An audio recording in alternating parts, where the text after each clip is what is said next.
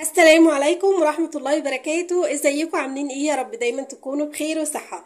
معادنا النهاردة بقى مع ميزانية الاسبوع الاول لشهر 9 350 جنيه، يعني هنمشي اسبوع كامل ب 350 جنيه، شامل لحوم، خزين، خضار، منظفات، كل حاجة ان شاء الله بإذن الله.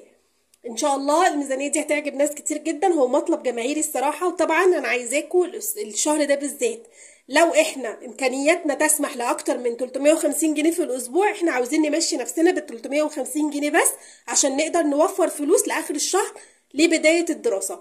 فالنهارده ان شاء الله هقولك على افكار حلوه هتخليكي تكسري جنيه لاخر الشهر ان شاء الله. فعايزاكي بس تحطي لايك فضلا منك وليس امرا، ولو لسه ما اشتركتيش في القناه يلا اشتركي بسرعه وشجعيني بكومنت حلو. ما ننساش نصلي على الرسول، اللهم صلي وسلم وزد وبارك عليك يا حبيبي يا شفيع يا رسول الله.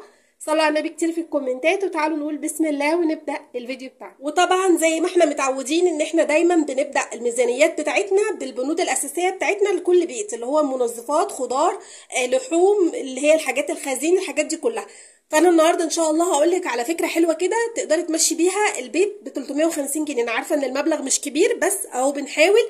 في ناس كتير امكانياتها هي دي، عايزين نساعدها وندعمها ونقف جنبها ونحاول نوريها ان 350 بينفعوا، والحمد لله بفضل ربنا والله بينفعوا يا جماعه. تعالوا كده نبدا مع بعض. اول حاجه بمشترياتنا للخزين، اشتريت ربع كيلو من الشعريه. ربع كيلو الشعريه ده عامل 5 جنيه، تمام.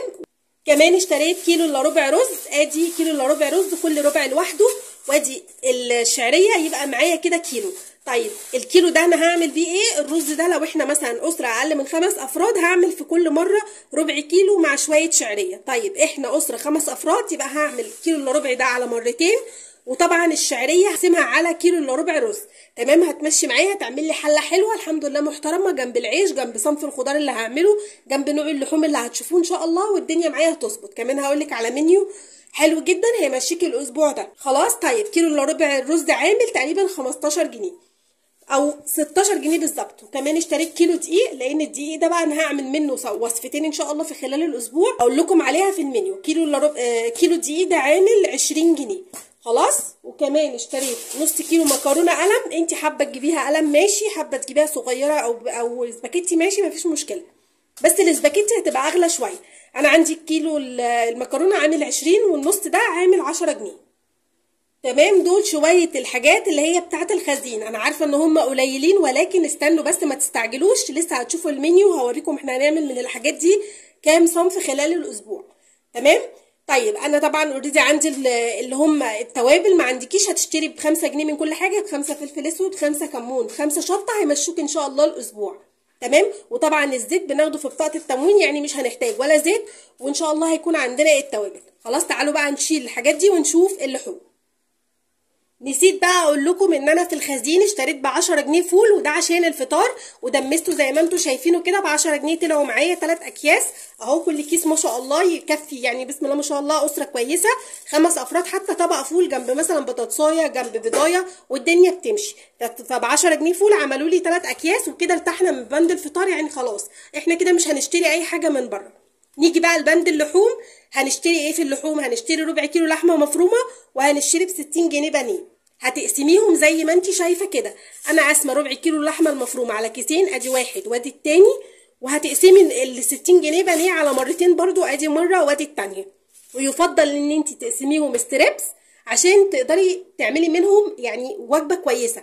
انا زي ما انت شايفه كده الاستريبس قطعته على 20 قطعه، الربع كيلو عمل لي 20 استريبسايه بالطول، قطعتهم على مرتين يعني او وجبتين. وجبه هي مره 10 قطع، وادي وجبه 10 قطع. خلاص، هتشوفوا هنعمل بيهم ايه.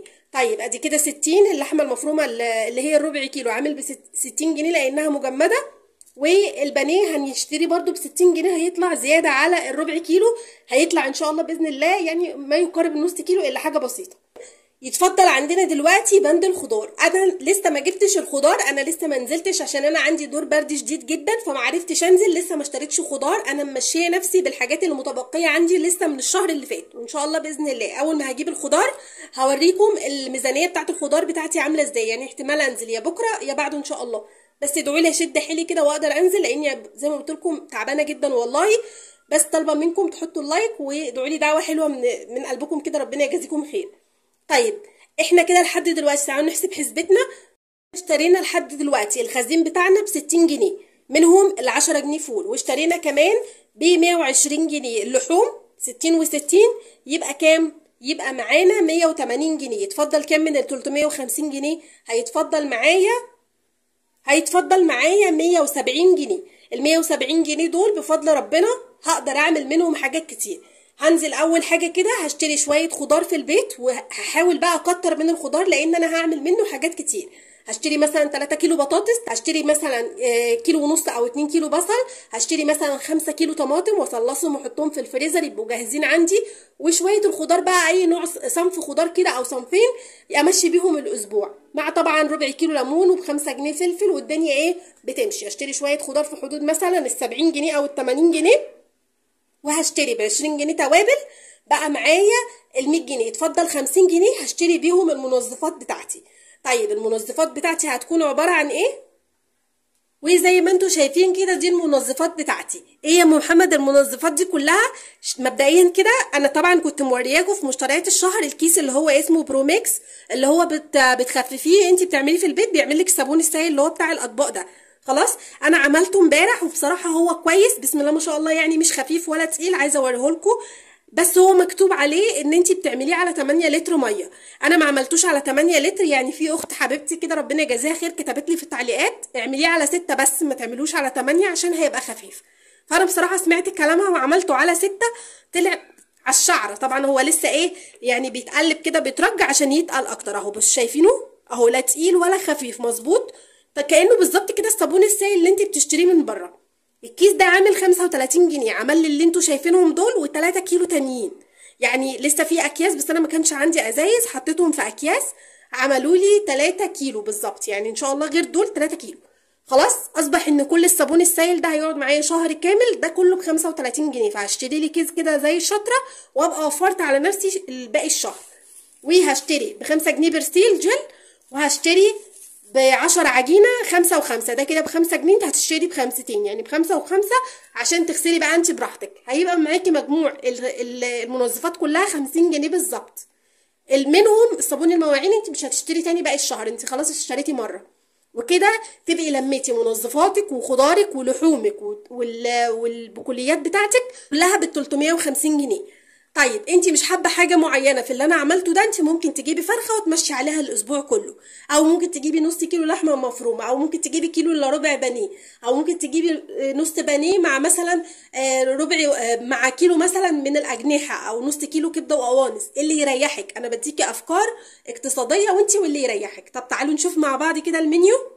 بصوا بقى المنيو يا جماعه هيكون بسيط جدا.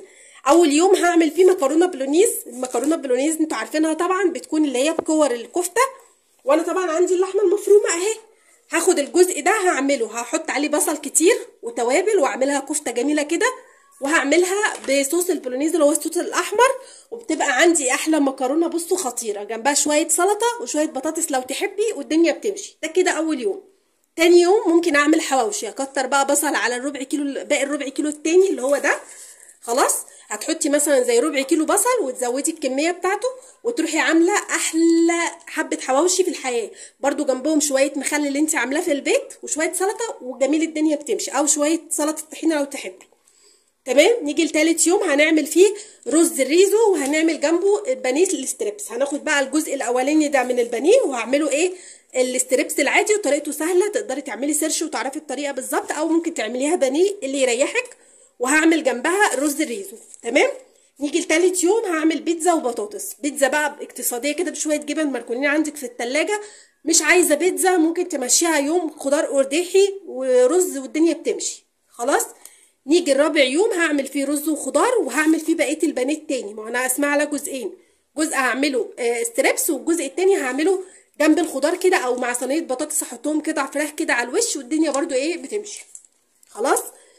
طيب اليوم السادس هاكل فيه بواقي التلاجة، اي بواقي فايضه عندي هاكلها والحمد لله. ولازم تمشي نفسك كده يوم في الاسبوع، طالما ميزانيتك بسيطه لازم امشي نفسي يوم ان انا اكل بواقي التلاجة الموجوده عندي، ويبقى اليوم ده الحمد لله انا بمشي نفسي. طيب اخر يوم في الاسبوع هناكل فيه الفول، وطبعا الفول هنا هينفعني للفطار، وهاخد منه كيس هعمله كده فول بطماطم في يوم، جنبه شويه بطاطس، شويه بتنجان، شويه مقلي حلوين بقى كده، واقلي لو عندك كوسيتين كده اقليهم، اعمليهم بانيه كده بالدقيق، بتبقى خطيره في حته تانية. او ممكن اعمل بيض وجنبه شويه شكشوكه وشويه بطاطس محمره، والدنيا بتبقى خطيره، الاكله دي بتبقى حلوه قوي. ممكن كمان تعملي فول وجبنه قديمه وشويه بيض، وحلو قوي قوي. مشي دنيتك، وعلى قد ما تقدري ما تعطليش وما تقفيش، عشان ربنا يكرمك، لان طبعا انتوا عارفين احنا بنحاول نعافر على قد ما نقدر في الشهر ده بالذات. طيب انا ميزانيتي 350 همشي بيهم.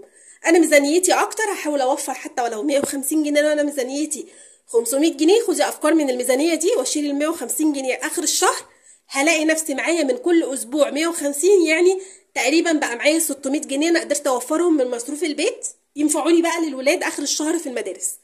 تقدري بقى تجيبي بيهم الكتب اللي هي الكراريس يعني، والاقلام والحاجات اللي انت بتشتريها للولاد او للدراسه.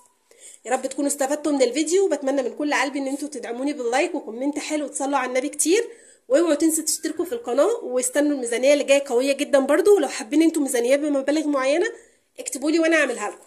بشكركم جدا على تفاعلكم معايا، واشوفكم في الفيديو الجاي. والسلام عليكم ورحمه الله وبركاته.